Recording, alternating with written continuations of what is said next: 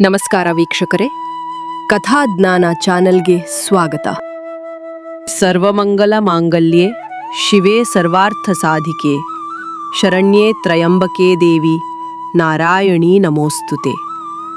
ಇಂದು ನಾವು ನಿಮಗಾಗಿ ನವರಾತ್ರಿ ವೈಭವ ಎಂಬ ಶೀರ್ಷಿಕೆಯೊಂದಿಗೆ ನವರಾತ್ರಿಯ ಮಹತ್ವ ಮತ್ತು ನವದುರ್ಗೆಯರ ಅವತಾರಗಳನ್ನು ತಮ್ಮ ಮುಂದೆ ತರಲಿದ್ದೇವೆ.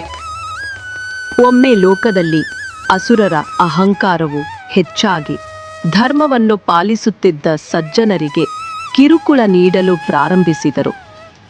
ಅಸುರರಲ್ಲಿ ಮುಖ್ಯನಾಗಿದ್ದವನು ಮಹಿಷಾಸುರ. ಆತನು ತನ್ನ ಬಲದಿಂದ ದೇವತೆಗಳನ್ನು ಸೋಲಿಸಿ ಸ್ವರ್ಗಲೋಕವನ್ನು ಆಕ್ರಮಿಸಿದನು. ದೇವತೆಗಳು ಭಯದಿಂದ ಪರಮೇಶ್ವರ, ಪರಬ್ರಹ್ಮ ಮತ್ತು ವಿಷ್ಣು ದೇವರ ಬಳಿ ಹೋಗಿ ಅಸುರರಿಂದ ತಮಗಾದ ಆಪತ್ತನ್ನು ಅವರಿಗೆ ವಿವರಿಸಿ ಸಹಾಯ ಮಾಡುವಂತೆ ಪ್ರಾರ್ಥಿಸಿಕೊಳ್ಳುತ್ತಾರೆ. ಆಗ ತ್ರಿಮೂರ್ತಿಗಳಾದ ಬ್ರಹ್ಮ, ವಿಷ್ಣು, ಪರಮೇಶ್ವರರು ಒಂದು ಉಪಾಯವನ್ನು ಮಾಡಿ ತಮ್ಮ ಶಕ್ತಿಯಿಂದ ಆದಿಪರಾಶಕ್ತಿಯನ್ನು ಸೃಷ್ಟಿಸುತ್ತಾರೆ. ಈ ಆದಿಪರಾಶಕ್ತಿಯೇ ದುರ್ಗಾಮಾತೆ. ನಂತರ ಎಲ್ಲ ದೇವಾನುದೇವತೆಗಳು ಸೇರಿ ದುರ್ಗಾದೇವಿಗೆ ಪ್ರಾರ್ಥನೆಯನ್ನು ಸಲ್ಲಿಸಿ, ದೇವಿ ನಮ್ಮನ್ನು ಅಸುರರಿಂದ ಕಾಪಾಡು ಎಂದು ಪ್ರಾರ್ಥಿಸಿ ತಮ್ಮ ಶಸ್ತ್ರಾಸ್ತ್ರಗಳನ್ನು ಆಕೆಗೆ ಅರ್ಪಿಸುತ್ತಾರೆ.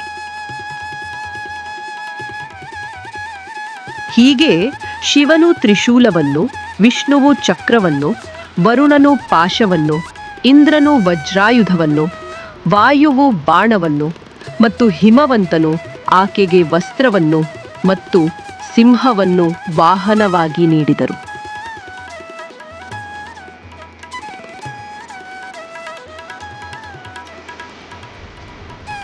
ಈ ಎಲ್ಲ ಆಯುಧಗಳಿಂದ ಅಲಂಕರಿಸಲ್ಪಟ್ಟ ದುರ್ಗೆಯು ಸಿಂಹದ ಮೇಲೆ ಆರೂಢಳಾಗಿ ಯುದ್ಧಕ್ಕೆ ಹೊರಡುತ್ತಾಳೆ. 9 ದಿನಗಳ ಕಾಲ ದುರ್ಗೆ ಮತ್ತು ಅಸುರರ ನಡುವೆ ಭೀಕರವಾದ ಸಮರ ನಡೆಯುತ್ತದೆ. ಅಂತಿಮವಾಗಿ ದಶಮಿಯಂದು ದುರ್ಗಾಮಾತೆಯು ಮಹಿಷಾಸುರನನ್ನು ಸಂಹರಿಸಿ ವಿಜಯಶಾಲಿಯಾಗುತ್ತಾಳೆ. ಈ ದಿನವೇ ವಿಜಯದಶಮಿ. ಈಗ ನಾವು ದುರ್ಗೆಯ 9 ಅವತಾರಗಳ ಬಗ್ಗೆ ಒಂದೊಂದಾಗಿ ತಿಳಿಯುತ್ತಾ ಹೋಗೋಣ. ಇದನ್ನು ಪುರಾಣದಲ್ಲಿ ಶ್ಲೋಕದ ಮುಖಾಂತರ ಈ ರೀತಿ ವಿವರಿಸಿದ್ದಾರೆ. ಪ್ರಥಮಂ ಶೈಲಪುತ್ರಿತಿ, ದ್ವಿತೀಯಂ ಬ್ರಹ್ಮಚಾರಿಣಿ, ತೃತೀಯಂ ಚಂದ್ರಘಂಟೇತಿ, ಕೂಷ್ಮಾಂಡೇತಿ ಚತುರ್ಥಕಂ, ಪಂಚಮಂ ಸ್ಕಂದಮಾತೇತಿ, ಷಷ್ಠಂ ಕಾತ್ಯಾಯನಿ ತಥಾ, ಸಪ್ತಮಂ ಕಾಲರಾತ್ರಿಶ್ಚ ಮಹಾಗೌರೀತಿ ಚಾಷ್ಟಮಂ, ನವಮಂ ಸಿದ್ಧಿದಾತ್ರೀ ಚ ನವದುರ್ಗಾಃ ಪ್ರಕೀರ್ತಿತಾಃ. ಉಕ್ತಾನ್ಯೇತಾನಿ ನಾಮಾನಿ ಬ್ರಹ್ಮಣೈವ ಮಹಾತ್ಮನ. ನವರಾತ್ರಿಯ ಮೊದಲನೆಯ ದಿನದಂದು ಶೈಲಪುತ್ರಿಯನ್ನು ಪೂಜಿಸುತ್ತೇವೆ. ವಂದೇ ವಾಂಛಿತ ಲಾಭಾಯ ಚಂದ್ರಾರ್ಧಕೃತ ಶೇಖರಾಂ, ವೃಷಾರೂಢಾಂ ಶೂಲಧರಾಂ, ಶೈಲಪುತ್ರಿಂ ಯಶಸ್ವಿನೀಂ. ಶೈಲಪುತ್ರಿಯು ಪರ್ವತರಾಜನ ಮಗಳು. ಶಿವನ ಪತ್ನಿಯಾಗಿಯೂ ಸಹ ಶೈಲಪುತ್ರಿಯನ್ನು ಆರಾಧಿಸುತ್ತೇವೆ. ಇವಳು ಸತೀದೇವಿಯ ಪುನರ್ಜನ್ಮ ಎನ್ನಲಾಗಿದೆ. ಸತೀದೇವಿಯ ಪತಿಯಾದ ಶಿವನನ್ನು ಆಕೆಯ ತಂದೆಯು ಅವಮಾನ ಮಾಡಿದ ಕಾರಣಕ್ಕಾಗಿ ತನ್ನ ತಂದೆಯು ಯಜ್ಞ ಮಾಡುತ್ತಿದ್ದ ಸಮಯದಲ್ಲಿ ಅಗ್ನಿಕುಂಡಕ್ಕೆ ಜಿಗಿದು ಪ್ರಾಣತ್ಯಾಗ ಮಾಡುತ್ತಾಳೆ. ನಂತರ ಶಿವನನ್ನು ಮರಳಿ ಪಡೆಯಲು ಶೈಲಪುತ್ರಿಯಾಗಿ ಜನಿಸಿದಳು. ಆದರೆ ಸತಿಯ ಸಾವಿನ ಆಘಾತದಿಂದ ಶಿವ ದೀರ್ಘವಾದ ಧ್ಯಾನದಲ್ಲಿ ಮಗ್ನನಾಗಿರುತ್ತಾರೆ. ಆಗ ಶೈಲಪುತ್ರಿ ದೇವಿಯು ದಟ್ಟ ಅರಣ್ಯಕ್ಕೆ ಹೋಗಿ ಅಲ್ಲಿ 16 ವರ್ಷಗಳ ಕಾಲ ದೀರ್ಘ ತಪಸ್ಸಿನ ನಂತರ ಶಿವನನ್ನು ಪತಿಯಾಗಿ ಪಡೆಯುತ್ತಾಳೆ. ಶೈಲಪುತ್ರಿಯ ರೂಪವು ಅರ್ಧಚಂದ್ರವನ್ನು ಅಲಂಕಾರವಾಗಿ ಧರಿಸಿ ವೃಷಭದ ಮೇಲೆ ಆರೂಢಳಾಗಿ ಕೈಗಳಲ್ಲಿ ತ್ರಿಶೂಲವನ್ನು ಹಿಡಿದಿರುವ ದೇವಿಯ ಸ್ವರೂಪವಾಗಿದೆ. ಇವಳನ್ನು ಧೈರ್ಯ, ಭಕ್ತಿ ಮತ್ತು ಶಕ್ತಿಯ ಸಂಕೇತವಾಗಿ ಪೂಜಿಸಲಾಗುತ್ತದೆ. ನವರಾತ್ರಿಯ 2ನೆಯ ದಿನದಂದು ಬ್ರಹ್ಮಚಾರಿಣಿಯನ್ನು ಪೂಜಿಸುತ್ತೇವೆ. ದಧನಾಕರ ಪದ್ಮಾಭ್ಯಾಂ ಜಪಮಾಲಕ ಮಂಡಲುವಿ ದೇವಿ ಪ್ರಸಿದತು ಮಯಿ ಬ್ರಹ್ಮಚಾರ್ಯನುತ್ತಮಾವಿ. ಪರ್ವತರಾಜನ ಪುತ್ರಿಯಾದ ಪಾರ್ವತಿಯು ಶಿವನನ್ನು ಪಡೆಯಲು ನಾರದ ಮುನಿಯ ಸಲಹೆಯಂತೆ ಕಠಿಣ ತಪಸ್ಸು ಮಾಡುತ್ತಾಳೆ. ಅನೇಕ ವರ್ಷಗಳ ಉಪವಾಸ ಹಾಗೂ ಕಠೋರ ತಪಸ್ಸು ಮಾಡಿದ ಕಾರಣದಿಂದಾಗಿ ಆಕೆಯು ತಪಶ್ಚಾರಿಣಿ ಅಥವಾ ಬ್ರಹ್ಮಚಾರಿಣಿ ಎಂದು ಪ್ರಸಿದ್ಧಳಾದಳು. ಬ್ರಹ್ಮಚಾರಿಣಿಯ ರೂಪವು ಕೈಗಳಲ್ಲಿ ಜಪಮಾಲೆ ಮತ್ತು ಕಮಂಡಲವನ್ನು ಹಿಡಿದಿರುವ ದೇವಿ ಸ್ವರೂಪವಾಗಿದೆ. ಇವಳನ್ನು ಧೈರ್ಯ ಮತ್ತು ತಾಳ್ಮೆಯ ಸಂಕೇತವಾಗಿ ಪೂಜಿಸಲಾಗುತ್ತದೆ. ನವರಾತ್ರಿಯ 3ನೇ ದಿನದಂದು ಚಂದ್ರಘಂಟೆಯನ್ನು ಪೂಜಿಸುತ್ತೇವೆ. ಪಿಂಡಜ ಪ್ರವರಾರೂಢ ಚಂಡಕೋಪಾಸ್ತ್ರಕೈರ್ಯುತ ಪ್ರಸಾದಂ ತನುತೆ ಮಹ್ಯಂ ಚಂದ್ರಘಂಟೇತಿ ವಿಶ್ರುತ. ಪಾರ್ವತಿಯ ವಿವಾಹದ ಸಂದರ್ಭದಲ್ಲಿ ಈ ರೂಪ ಕಾಣಿಸಿಕೊಂಡಿತು. ದುರ್ಗಾಮಾತೆಯ ವೈವಾಹಿಕ ಅವತಾರವಾಗಿರುವ ಚಂದ್ರಘಂಟೆಯನ್ನು ದುರ್ಗಾಮಾತೆಯ ರೌದ್ರ ಸ್ವರೂಪವೆಂಬುದಾಗಿಯೂ ಕರೆಯಲಾಗುತ್ತದೆ. ಪಾರ್ವತೀ ದೇವಿಯು ಕಠಿಣ ತಪಸ್ಸಿನ ನಂತರ ಶಿವನನ್ನು ಮದುವೆಯಾಗುತ್ತಾರೆ. ವಿವಾಹ ಸಂದರ್ಭದಲ್ಲಿ ಕೈಲಾಸವಾಸಿಯಾದ ಶಿವನು ತನ್ನ ಗಣಗಳೊಂದಿಗೆ ಪಾರ್ವತಿಯ ಅರಮನೆಗೆ ಬರುತ್ತಾನೆ. ಶಿವನ ಉಗ್ರ ಸ್ವರೂಪವನ್ನು ಕಂಡು ಪಾರ್ವತಿಯ ತಾಯಿಯು ಭಯಗೊಂಡಳು. ಆಗ ಪಾರ್ವತಿಯು ಚಂದ್ರಘಂಟೆ ರೂಪದಲ್ಲಿ ಶಿವನಿಗೆ ಸುಂದರ ಸ್ವರೂಪ ತಾಳುವಂತೆ ಪ್ರಾರ್ಥಿಸಿದಳು. ನಂತರ ಶಿವನು ಸುಂದರ ವರನಾಗಿ ಬದಲಾದ ಮೇಲೆ ಅವರಿಬ್ಬರ ಮದುವೆ ನೆರವೇರುತ್ತದೆ. ಚಂದ್ರಘಂಟೆಯ ರೂಪವು ಸಿಂಹದ ಮೇಲೆ ಆರೂಢಳಾಗಿ ಶಸ್ತ್ರಾಸ್ತ್ರ ಹಿಡಿದು ತನ್ನ ಗಂಟೆಯ ನಾದದಿಂದ ಅಸುರರನ್ನು ಸಂಹರಿಸುವ ದೇವಿಯ ಸ್ವರೂಪವಾಗಿದೆ. ಇವಳನ್ನು ಶಾಂತಿ ಮತ್ತು ಸಮತೋಲನದ ಸಂಕೇತವಾಗಿ ಪೂಜಿಸುತ್ತೇವೆ. ನವರಾತ್ರಿಯ 4ನೇ ದಿನದಂದು ಕೂಷ್ಮಾಂಡೆಯನ್ನು ಪೂಜಿಸುತ್ತೇವೆ. ಸುರಾ ಸಂಪೂರ್ಣ ಕಲಶಂ ರುಧಿರಾಪ್ಲುತಮೇವ ಚ ದಧಾನಾ ಹಸ್ತಪದ್ಮಾಭ್ಯಾಂ ಕೂಷ್ಮಾಂಡ ಶುಭದಾಸ್ತು ಮೇ. 4ನೇ ದಿನದಂದು ದೇವಿಯು ಕೂಷ್ಮಾಂಡಿನಿಯ ಅವತಾರವೆತ್ತುತ್ತಾಳೆ. ಸೃಷ್ಟಿಯ ಅಸ್ತಿತ್ವವೇ ಇಲ್ಲದಿರುವಾಗ ಜಗತ್ತಿನೆಲ್ಲೆಡೆ ಅಂಧಕಾರವೇ ಆವರಿಸಿತ್ತು. ಆಗ ಕೂಷ್ಮಾಂಡ ದೇವಿಯು ಲಘುಮುಖದಿಂದಲೇ ಬ್ರಹ್ಮಾಂಡವನ್ನು ಸೃಷ್ಟಿಸಿದಳು. ಆದ್ದರಿಂದ ದೇವಿಯು ಸೃಷ್ಟಿಯ ಆದಿ ಸ್ವರೂಪ ಶಕ್ತಿಯಾಗಿದ್ದಾಳೆ. 8 ಭುಜಗಳಿಂದ ಕೂಷ್ಮಾಂಡಿನಿಯು ಆಯುಧ ಹಿಡಿದಿರುವುದರಿಂದ ಆಕೆಯನ್ನು ಅಷ್ಟಭುಜಾದೇವಿ ಎಂದು ಕರೆಯುತ್ತಾರೆ. ಕೂಷ್ಮಾಂಡಿನಿಯ ರೂಪವು ಕೈಗಳಲ್ಲಿ ಅಮೃತದಿಂದ ತುಂಬಿದ ಕಲಶವನ್ನು ಹಿಡಿದುಕೊಂಡಿರುವಳು. ಇವಳನ್ನು ಸೃಷ್ಟಿ ಮತ್ತು ಶಕ್ತಿಯ ಸಂಕೇತವಾಗಿ ಪೂಜಿಸಲಾಗುತ್ತದೆ. ನವರಾತ್ರಿಯ 5ನೇ ದಿನದಂದು ಸ್ಕಂದಮಾತೆಯನ್ನು ಪೂಜಿಸುತ್ತೇವೆ. ಸಿಂಹಾಸನಗತ ನಿತ್ಯಂ ಪದ್ಮಾಶ್ರಿತಕರದ್ವಯ ಶುಭದಾಸ್ತು ಸದಾ ದೇವಿ ಸ್ಕಂದಮಾತಾ ಯಶಸ್ವಿನಿ. ಸ್ಕಂದ ಎಂದರೆ ಕಾರ್ತಿಕೇಯ.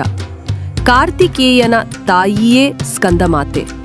ತೊಡೆಯ ಮೇಲೆ ಮಗನಾದ ಕಾರ್ತಿಕೇಯನನ್ನು ಕೂರಿಸಿಕೊಂಡಿರುವ ರೂಪವೇ ಸ್ಕಂದಮಾತೆ. ಸಿಂಹಾಸನದ ಮೇಲೆ ಕುಳಿತಿದ್ದು ಕೈಗಳಲ್ಲಿ ಕಮಲವನ್ನು ಹಿಡಿದಿರುವ ದೇವಿಯ ಸ್ವರೂಪ. ಇವಳನ್ನು ಮಮತೆ ಮತ್ತು ರಕ್ಷಣೆಯ ಸಂಕೇತವಾಗಿ ಪೂಜಿಸಲಾಗುತ್ತದೆ. ನವರಾತ್ರಿಯ 6ನೇ ದಿನದಂದು ಕಾತ್ಯಾಯಿನಿಯನ್ನು ಪೂಜಿಸುತ್ತೇವೆ. ಚಂದ್ರಹಾಸೋಜ್ವಲಕರ ಶಾರ್ದೂಲವರ ವಾಹನ ಕಾತ್ಯಾಯನಿ ಶುಭಂ ದದ್ಯಾದ್ದೇವಿ ದಾನವಘಾತಿನಿ. ಒಮ್ಮೆ ಕಾತ್ಯಾಯನ ಋಷಿಯು ಪಾರ್ವತಿಯಂತಹ ಮಗಳನ್ನು ಪಡೆಯುವ ಸಲುವಾಗಿ ಭಕ್ತಿಯಿಂದ ತಪಸ್ಸನ್ನು ಮಾಡುತ್ತಾರೆ. ಋಷಿಯ ಭಕ್ತಿಗೆ ಮೆಚ್ಚಿದ ದುರ್ಗೆಯ ಆಶೀರ್ವಾದದಿಂದ ಜನಿಸಿದವಳೇ ಕಾತ್ಯಾಯಿನಿ. ಕಾತ್ಯಾಯಿನಿ ರೂಪವು ತನ್ನ ಕೈಯಲ್ಲಿ ಖಡ್ಗವನ್ನು ಹಿಡಿದು ಸಿಂಹದ ಮೇಲೆ ಆರೂಢಳಾಗಿ ದುಷ್ಟರನ್ನು ಸಂಹರಿಸಲು ಅವತಾರ ತಾಳಿದವಳು. ಇವಳನ್ನು ಧರ್ಮರಕ್ಷಣೆ ಮತ್ತು ಶೌರ್ಯದ ಸಂಕೇತವಾಗಿ ಪೂಜಿಸಲಾಗುತ್ತದೆ. ನವರಾತ್ರಿಯ 7ನೇ ದಿನದಂದು ಕಾಳರಾತ್ರಿಯನ್ನು ಪೂಜಿಸುತ್ತೇವೆ. ಏಕವೇಣಿ ಜಪಾಕರ್ಣಪೂರ ನಗ್ನಾ ಖರಾಸ್ಥಿತ ಲಂಬೋಷ್ಠೀ ಕರ್ಣಿಕಾ ಕರ್ಣೀ ತೈಲಾಭ್ಯಕ್ತ ಶರೀರಿಣಿ ವಾಮಪಾದೋಲ್ಲಸಲ್ಲೋ ಹಲತ ಕಂಟಕಭೂಷಣ ವರ್ಧನ ಮೂರ್ಧ್ವಜ ಕೃಷ್ಣಾ ಕಾಳರಾತ್ರಿ ಭಯಂಕರಿ. ರೌದ್ರಾವತಾರ ಮತ್ತು ತುಂಬ ಉಗ್ರ ರೂಪದಲ್ಲಿರುವ ದುರ್ಗೆಯು ಕಾಳರಾತ್ರಿಯ ರೂಪ ಧಾರಣೆ ಮಾಡಿ ತನ್ನ ಚರ್ಮದ ಹೊಳಪನ್ನು ಕಿತ್ತು ರಾಕ್ಷಸರ ವಿರುದ್ಧ ಹೋರಾಡಿದವಳು. ಕಾಳರಾತ್ರಿಯು ಎಲ್ಲ ರೀತಿಯ ದುಷ್ಟಶಕ್ತಿ ಮತ್ತು ನಕಾರಾತ್ಮಕ ಶಕ್ತಿ ಹಾಗೂ ಭೀತಿಯನ್ನು ದೂರ ಮಾಡುತ್ತಾಳೆ. ಆಕೆಯನ್ನು ಪೂಜಿಸುವವರಿಗೆ ಮಂಗಳವನ್ನುಂಟು ಮಾಡುತ್ತಾಳೆ. ಆದ್ದರಿಂದ ಆಕೆಯನ್ನು ಶುಭಾಂಕರಿ ಅಥವಾ ಪವಿತ್ರವೆಂದು ಪರಿಗಣಿಸಲಾಗಿದೆ.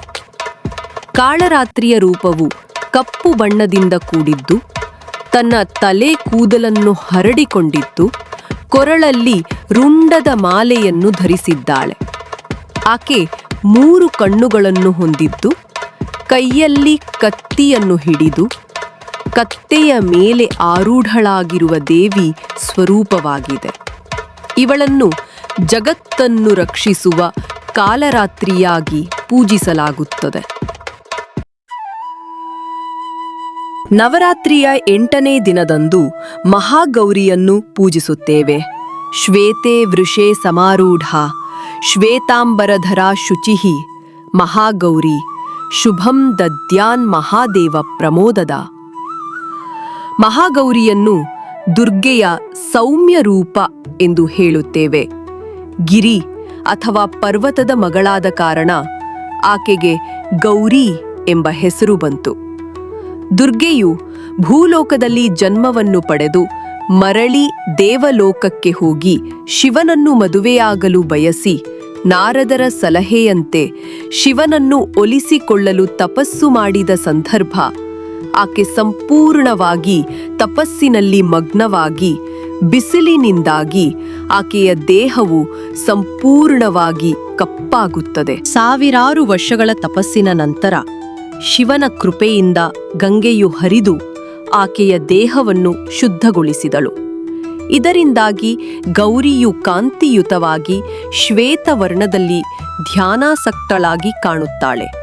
ಮಹಾಗೌರಿಯ ರೂಪವು ಗೂಳಿಯ ಮೇಲೆ ಆರೂಢಳಾಗಿ ತನ್ನ ಕೈಯಲ್ಲಿ ತ್ರಿಶೂಲದೊಂದಿಗೆ ಧಮರುವನ್ನು ಹಿಡಿದುಕೊಂಡಿದ್ದಾಳೆ. ಶ್ವೇತ ವಸ್ತ್ರಗಳನ್ನು ಧರಿಸಿ ಶ್ವೇತ ಕಮಲವನ್ನು ಹಿಡಿದಿರುವ ದೇವಿ ಅತ್ಯಂತ ಶುದ್ಧ ಮತ್ತು ಪ್ರಕಾಶಮಾನವಾದ ಮೈಬಣ್ಣವನ್ನು ಹೊಂದಿದ್ದು ಧ್ಯಾನಾಸಕ್ತವಾಗಿ ಕಾಣುತ್ತಾಳೆ. ಇವಳನ್ನು ಶುದ್ಧತೆ ಮತ್ತು ಶಾಂತಿಯ ಸಂಕೇತವಾಗಿ ಪೂಜಿಸಲಾಗುತ್ತದೆ. ನವರಾತ್ರಿಯ 9ನೇ ದಿನದಂದು ಸಿದ್ಧಿದಾತ್ರಿಯನ್ನು ಪೂಜಿಸುತ್ತೇವೆ. ಸಿದ್ಧಗಂಧರ್ವಯಕ್ಷಾದ್ಯೈ ರಸುರೈರಮರೈರಪಿ ಸೇವ್ಯಮಾನ ಸದಾ ಭೂಯಾತ್ ಸಿದ್ಧಿದಾ ಸಿದ್ಧಿದಾಯಿನಿ. ಸಿದ್ಧಿದಾತ್ರಿ ದೇವಿಯು ತ್ರಿಮೂರ್ತಿಗಳಾಗಿರುವ ಬ್ರಹ್ಮ, ವಿಷ್ಣು, ಮಹೇಶ್ವರರಿಗೆ ಆಧ್ಯಾತ್ಮಿಕ ವೈಭವ ಹಾಗೂ ಪರಿಪೂರ್ಣತೆ ನೀಡುತ್ತಾಳೆ. ಅಷ್ಟಮಹಾಸಿದ್ಧಿಯನ್ನು ನಿರ್ಮಿಸಿ ಅದನ್ನು ತ್ರಿಮೂರ್ತಿಗಳಿಗೆ ನೀಡುತ್ತಾಳೆ. ಸಿದ್ಧರು, ಗಂಧರ್ವರು, ಯಕ್ಷರು, ದೈತ್ಯರು ಮತ್ತು ದೇವತೆಗಳಿಗೆ ಸಕಲ ಸಿದ್ಧಿಗಳನ್ನು ನೀಡುವವಳು. ತಾಯಿ ಸಿದ್ಧಿದಾತ್ರಿಯು ಪರಿಪೂರ್ಣತೆ, ಎಲ್ಲ ರೀತಿಯ ಶಕ್ತಿ, ವೈಭವ ಮತ್ತು ಮಹಿಮೆಯ ಮೂಲ. ಸಿದ್ಧಿದಾತ್ರಿಯ ರೂಪವು ಕಮಲದ ಮೇಲೆ ಕುಳಿತು ಶಂಖ, ಚಕ್ರ, ಗದಾ, ಪದ್ಮವನ್ನು ಕೈಯಲ್ಲಿ ಹಿಡಿದಿರುವಳು. ಇವಳನ್ನು ಸಕಲ ಸಿದ್ಧಿಗಳನ್ನು ನೀಡುವ ಸಂಕೇತವಾಗಿ ಪೂಜಿಸಲಾಗುತ್ತದೆ. ಹೀಗೆ ವಿಜಯದಶಮಿಯನ್ನು 9 ದಿನಗಳ ಪೂಜೆಯ ನಂತರ ದಶಮಿಯಂದು ದುರ್ಗೆಯು ಮಹಿಷಾಸುರನನ್ನು ಸಂಹರಿಸಿದ ನೆನಪಿಗಾಗಿ ವಿಜಯದಶಮಿ ಉತ್ಸವವನ್ನು ಆಚರಿಸುತ್ತೇವೆ. ಇದು ಧರ್ಮದ ಜಯ ಮತ್ತು ಅಧರ್ಮದ ನಾಶದ ಸಂಕೇತವಾಗಿ ಪೂಜಿಸಲಾಗುತ್ತದೆ. ಜಗತ್ತಿನಲ್ಲಿ ಯಾವಾಗ ತಾಮಸಿಕ, ಅಸುರಿ ಮತ್ತು ಕ್ರೂರ ಜನರು ಪ್ರಬಲರಾಗಿ ಸಾತ್ವಿಕ ಮತ್ತು ಧರ್ಮನಿಷ್ಠ ಸಜ್ಜನರನ್ನು ಪೀಡಿಸುತ್ತಾರೆಯೋ ಆಗ ದೇವಿಯು ಧರ್ಮ ಸಂಸ್ಥಾಪನೆಗಾಗಿ ಪುನಃ ಪುನಃ ಅವತಾರ ತಾಳುತ್ತಾಳೆ. ಮಹಾಭಾರತದಲ್ಲಿ ಪಾಂಡವರು ತಮ್ಮ ಅಜ್ಞಾತವಾಸ ಮುಗಿಸಿ ವಿಜಯದಶಮಿಯಂದು ಬನ್ನಿ ಮರದಲ್ಲಿ ಬಚ್ಚಿಟ್ಟಿದ್ದ ಶಸ್ತ್ರಾಸ್ತ್ರಗಳನ್ನು ತೆಗೆದು ವಿಜಯ ಸಾಧಿಸಿದರು ಎಂಬ ಪ್ರತೀಕವಾಗಿ ಆಯುಧ ಪೂಜೆಯನ್ನು ನವರಾತ್ರಿಯ ದಿನಗಳಲ್ಲಿ ಮಾಡುತ್ತಾರೆ.